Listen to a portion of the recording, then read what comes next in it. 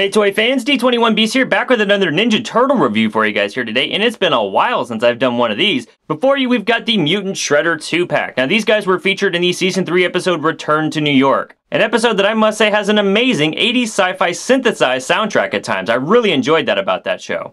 Anyway, about these guys. Neither one of these guys are actually Shredder, they're just genetic mutated foot soldiers that were created by Baxter Stockman at the behest of Shredder, and were used as sort of henchmen for him in the episode. And really, they held their own quite well against the Ninja Turtles, but they didn't fare so well against a giant angry rat dressed only in his underwear.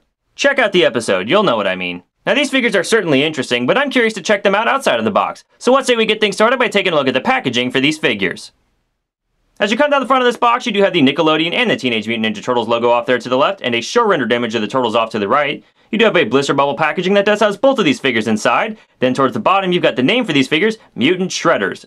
As you flip this package around, you've got the Nickelodeon and the Teenage Mutant Ninja Turtles logo again there at the top. You've got a bio for both of these figures. Go ahead and pause now to read that. Then towards the bottom of this packaging, we do have a lineup of most of the figures currently available from this toy line. Alright guys, well that's the packaging. Let's say we get these cranky crustaceans out of the box and see what they're all about. Alright toy fans, here we have these Mutant Shredder figures out of the box. And you can probably guess these guys won't be winning Toy of the Year this year. This Shredder here on the left side, the Crab Shredder, he just has the worst time standing. And I guess I should start with this guy.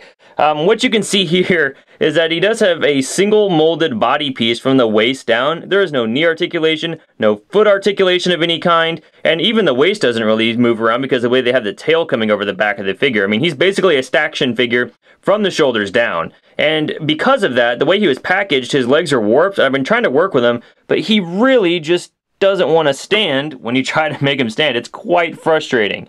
Design-wise, this figure's a bit of a mixed bag. You can see that he definitely has orange plastic molded for the upper torso and the arms. There is actually a hinge in the arm here that kind of rotates, but it's a little stiff, and I'm worried that the mushroom peg that this thing's definitely plugged on with is probably going to break if I force it too much, so that's a bit of a bummer.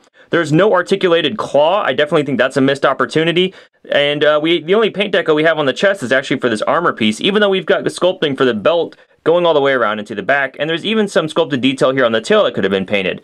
Really, just the chest. That's disappointing. Now, the headpiece actually has these shoulder pads attached to it, so when you turn this figure's head, it looks really weird because the shoulder pads are turning with the head. I don't know why they couldn't have made those some sort of attachment in the actual shoulder of the figure, but I guess they chose to just put it on the head for some reason. And then on the inside of the head here, we can see if we move my light, he's got these tiny black triangles for the eyes, so there's a little bit of paint detail for the eyes. On an otherwise silver piece, they've actually painted the orange around the eyes as well.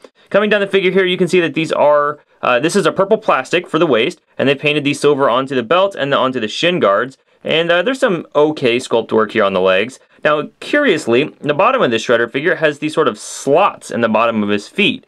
Now, the figure himself does not actually come with a display stand. You'd think that maybe that's what that would be for. I'm guessing some sort of playset or vehicle is going to come out at some point that this guy is intended for, so you can just plug him in there really nicely. As it stands, though, or doesn't stand for that matter, I do wish that this figure would have had some sort of display stand that maybe fit into those slots, just so we can go ahead and get this guy standing without having to struggle a little bit. There we go. Almost got it. And no, he's not going to stand. Now, the other guy here, the Shrimp Shredder, he's actually a cooler figure despite his size. He's got a joint here in the head. It's kind of loose. I'm not sure if that's a ball joint or a mushroom peg or what that is, but it doesn't really hold its position very well, but he will turn left and right. He can look up only slightly and look down only slightly, but it looks like he even bounces back when you try to put him down. Now, he does actually have hinge joints in the shoulders, and his arm will rotate all the way around, bend out from the body that far. The same thing for the other side here. There's no waist articulation or ankle articulation on this guy, and largely, he is a purple and silver figure. The body is actually cast in a purple plastic, and they've painted these Shredder armaments on the chest, the shins, the guards on the arms, and then the head itself is actually a silver plastic, and it's got a purple piece that's been plugged and kind of glued in there with these sort of antennae coming off. Now, it's worth noting on the packaging, these things were actually colored more of a pinkish or a shrimp-like color. I don't know why they changed it for the figure itself, but between these two, I actually do like the little guy more than I thought I would, but really, I can't say it's enough to justify the price of this entire set. Shrimp Shredder does stand right about 2.5 inches tall if we're not counting the antenna. And Crab Shredder stands right about 1.25 inches. Gotta admit I didn't see that one coming. For some size comparison, here they are compared to the second version of the basic Shredder figure from this toy line. Here they are compared to the Battleshell Leonardo figure. And finally, here they are compared to the 6-inch scale Marvel Legends Infinite Series Wolverine.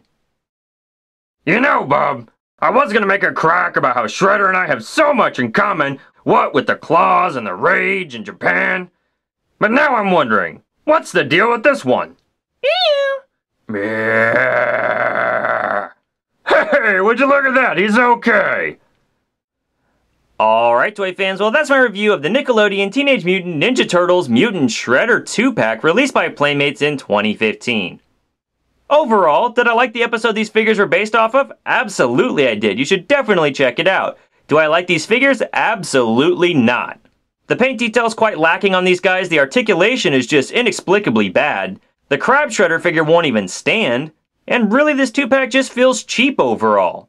I've got to say this is a 2-pack you definitely want to skip. And since these guys were only featured in one episode so far, you're not really going to miss much. Well, thanks for watching this review, guys. I hope you enjoyed it. If you like what you saw here, please feel free to rate, share, and subscribe. Also, let me know in the comments below, what toy did you last purchase that made you immediately regret your decision? And possibly even make you wish it would have been a good idea to donate that extra $1 to charity at the checkout line. Thanks for watching, and we'll see you next time.